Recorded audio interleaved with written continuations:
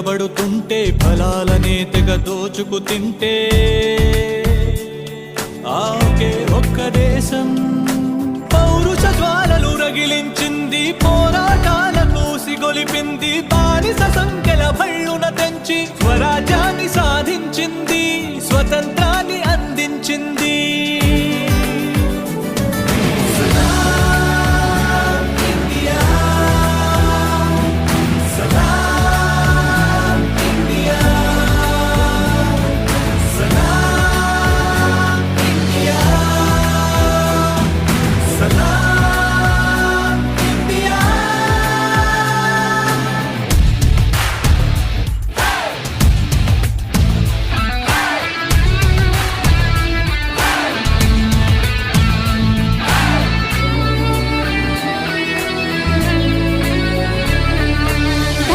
జాతులు అక్షర జ్ఞానము నెరుగని రోజుల్లో ఇక్కడ మాత్రము ఆత్మ జ్ఞానపు జ్యోతులు నింపింది.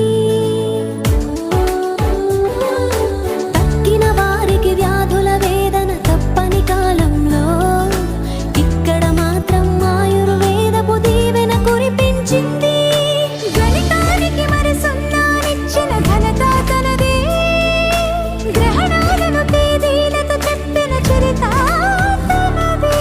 రోదసిలో ఘన లక్ష్యాలన్నీ లీలగా ఛేదించిన రోజు ఖురాన్ బైబిల్ గీతల బోధలు పాటి